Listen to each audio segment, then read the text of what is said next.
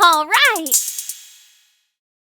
Baik, apa kabar semuanya? Semoga sehat dan aman selalu di tengah hidup baru new normal. Kita jadi harus berdampingan dengan virus corona. Semoga gak ada yang kena ya, karena saya sekeluarga sudah kena sepertinya. Entah bagaimana, tapi alhamdulillah sudah sembuh. Ya, begitulah kondisi kehidupan sekarang yang harus dijaga, sama seperti tugas akhir saya ini mengenai upaya pencegahan virus COVID-19 bagi tindakan kebersihan diri.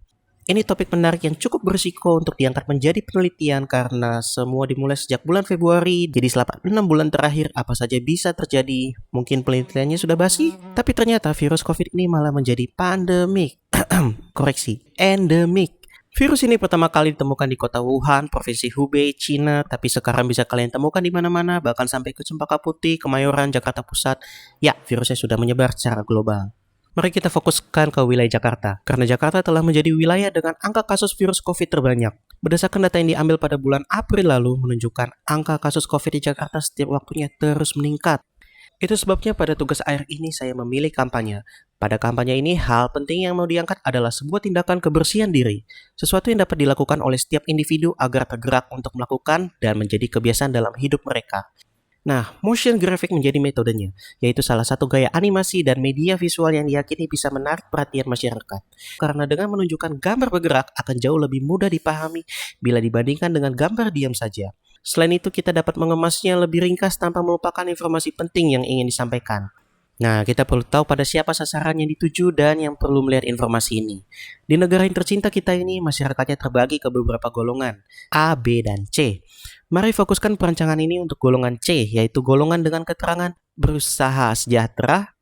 Golongan ini adalah kumpulan masyarakat yang tidak mau banyak ribet. Informasi harus jelas, cenderung cuek, tapi kalau sudah panik mulai membuat paradigmanya tersendiri. Jadi tantangannya adalah apakah bisa motion graphic menjadi pendekatannya? Jadi bagaimana strateginya? Untuk menjangkau masyarakat lebih mudah dan cepat, kampanye ini diperuntukkan ke ranah media sosial, yang artinya rancangan ini khusus untuk perangkat mobile.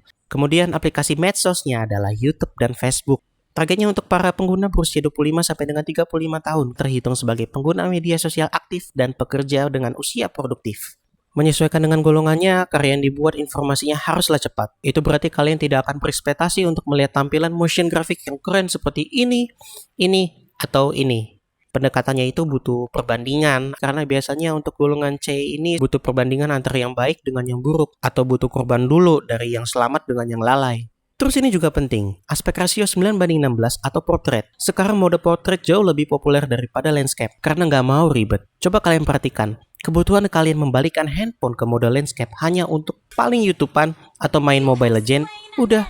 Nah, agar dapat menjangkau audiens lebih banyak dan sesuai sasaran, dibutuhkanlah ads. Ya, kenyataan uang itu diperlukan mulai ditunjukkan di sini.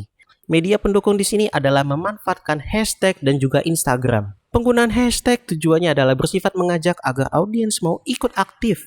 Kemudian Instagram digunakan untuk menaruh feed khusus yang tidak ada di YouTube ataupun Facebook.